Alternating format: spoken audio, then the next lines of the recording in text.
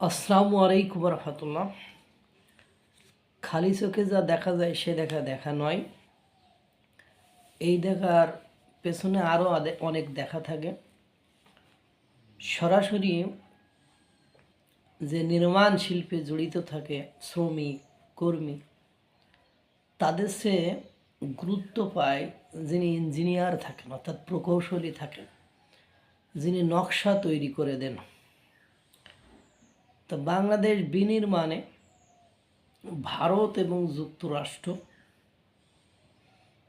কঠিন ভূমিকা পালন করেছেন। আমরা প্রাথমিক দৃষ্টিতে যে চীন আর পাকিস্তানের আনাগোনা বৈঠক, চীনের 180-র উপরে বৈঠক, মানে বাংলাদেশের সরকার থেকে শুরু করে বাংলাদেশের বিভিন্ন রাজনৈতিক দলের সাথে যে বৈঠক চলছে সেটা আমরা দেখে যাচ্ছি। পাকিস্তানের বারবার বাংলাদেশে আসা, বিভিন্ন বক্তব্য দেওয়া, কথা বলা, বিভিন্ন ধরনের আচরণ করা, সেটা দেখে যাচ্ছে।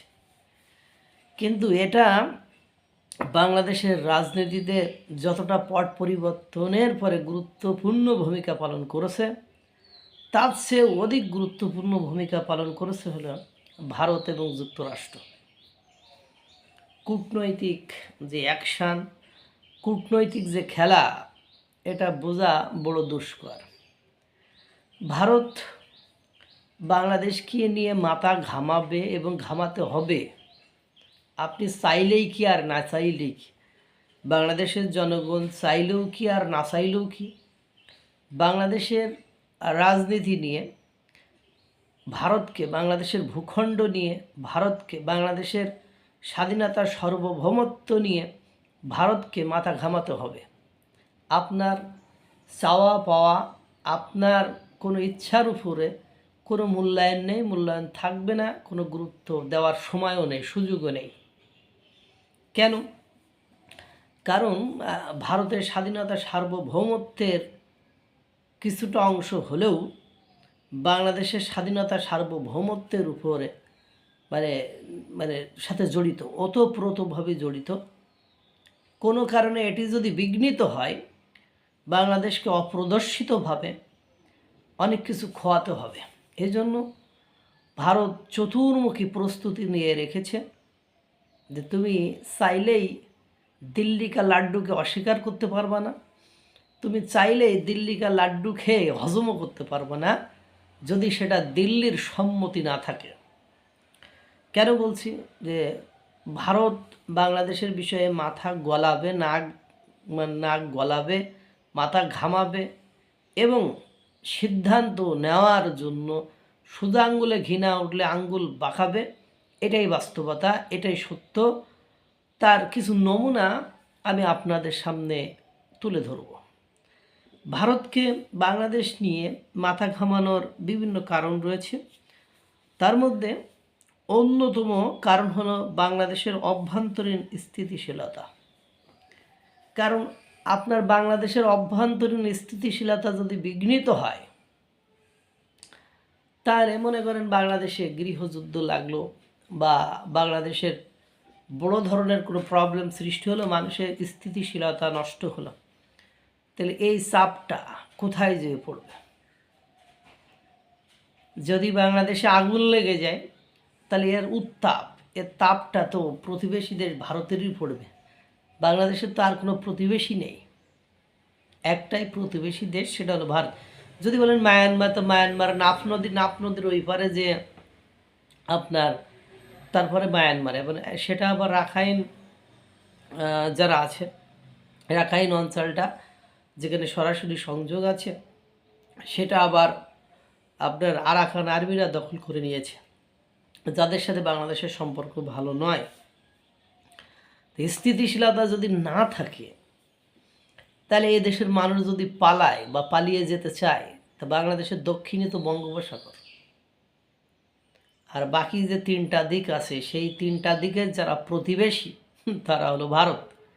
অর্থাৎ এদেশের মানুষের আশ্রয়স্থল মুক্তিযুদ্ধের সময়, 1971 সালে মুক্তিযুদ্ধের সময় দেখেছেন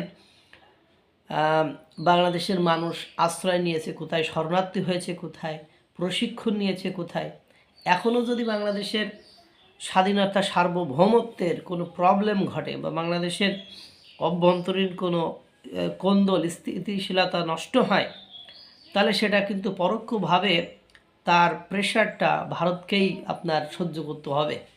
সুতরাং রাজনৈতিক স্থিতিশীলতা, অভ্যন্তরীণ স্থিতিশীলতা এটি ভারতের জন্য মানে অতীব প্রয়োজন, সেটা বাংলাদেশের ক্ষেত্রে। দ্বিতীয় হলো জঙ্গিবাদ পুনরায় উত্থানের ঝুঁকি।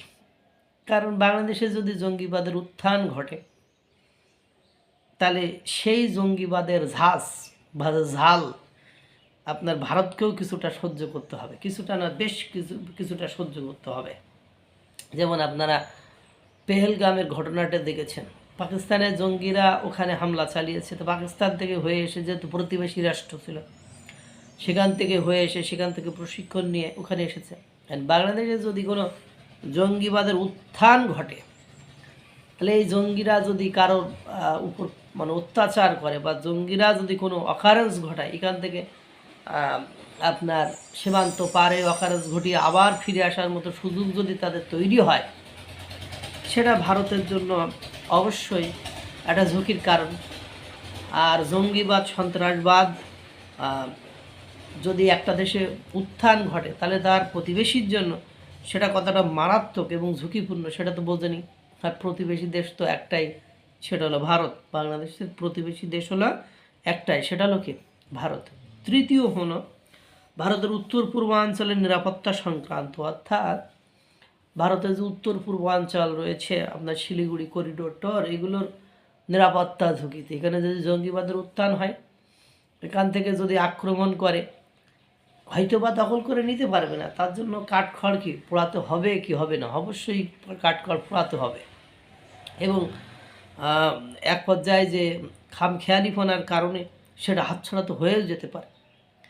এই জন্য মানে আগে থেকে প্রস্তুতি, আগে থেকে লাইন সাইজ করে রাখা এটা অতীব জরুরি। আপনারা ইতোমধ্যে আপনার শিলিগুড়ি করিডোর অঞ্চলে সেনাঘাঁটি বা বিভিন্ন জায়গায় যে ঘাঁটি স্থাপন সংক্রান্ত বিষয়াবলী, সেগুলো তো লক্ষ্য করেছেন। এই তিনটা কারণই হলো অন্যতম কারণ, যার কারণে ভারত নাক গলাবেই। আপনি না চাইলেও গলাবে, আপনি চাইলেও গলাবে, আপনার স্বস্তি মানে সহ্য হইলেও গলাবে, আপনার অসহ্য হলেও গলাবে। আপনার মানে আপনার চাওয়া পাওয়ার এখানে বিন্দু বিসর্গ কোনো মূল্যায়ন সেখানে আপনি পাবেন না, এটাই বাস্তবতা। আর এই কারণেই আওয়ামী লীগের অংশগ্রহণ ভারতের নিকট, আসন্ন যে নির্বাচন, সেই নির্বাচনে আওয়ামী লীগের অংশগ্রহণ ভারতের নিকট মানে অবশ্যই দরকার।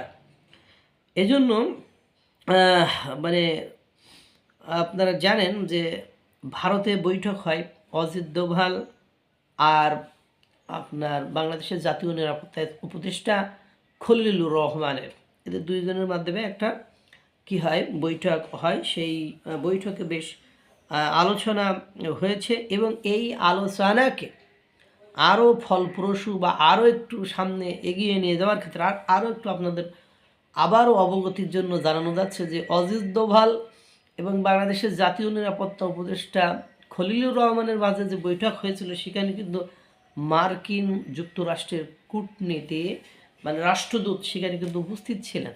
এটাই রহস্য। এর মধ্যে আরও দেখেন যে এই মানে দিল্লির এই বৈঠকটাকে সাইড লাইনের মানে যে বৈঠক হয়েছিল, ওখানে যে নিরাপত্তা ইস্যুতে গিয়েছিল কলম্বো, মানে সেই এই মানে বৈঠকটাকে আরও এক ধাপ এগিয়ে নিয়ে সামনে আগানোর জন্য যে মধ্যপ্রাচ্যের সবচেয়ে রহস্যময় যে দেশ কাতারের দোহায় আরও এক দফায় মানে বাংলাদেশ ভারতের বৈঠক বসেছে। আর সেই বৈঠকের আলোচনা পরিচালনা করেন মানে কাতারের আমিরে দেওয়ানে প্রধান আবদুল্লাহ বিন মোহাম্মদ বিন মুবারক আল খুলাইফি। এই আবদুল্লাহ বিন মোহাম্মদ বিন মুবারক আল খুলাইফি এমন একজন ব্যক্তি যার সাথে বৈঠকটা কোনো আঞ্চলিক বা উপকূলীয় বা দুটো দেশের নয়, সেটা আন্তর্জাতিক লেভেলের একটা জায়গায় নিয়ে গেছে। এই খোলাফি যুক্তরাষ্ট্রের সঙ্গে কাতারের নিরাপত্তা সহযোগিতা জোরদার ভূমিকার জন্য CIA এর জজনেট মেডেলে ভূষিত হন। এই বৈঠকে যুক্তরাষ্ট্রের কর্মকর্তারা উপস্থিত ছিলেন। সেখানে তাদের আলোচনায় মানে যুক্তরাষ্ট্রের কর্মকর্তারা উপস্থিত ছিলেন এবং ভারত এবং আপনার মার্কিন যুক্তরাষ্ট্রের আপনার একটা টেনশনের একটা কারণ হলো চীন। কারণ আপনারা আঞ্চলিক যে বিষয়টা ইন্দো প্যাসিফিক অঞ্চলের বস হিসাবে মান্য করেন মার্কিন যুক্তরাষ্ট্র ভারতকে।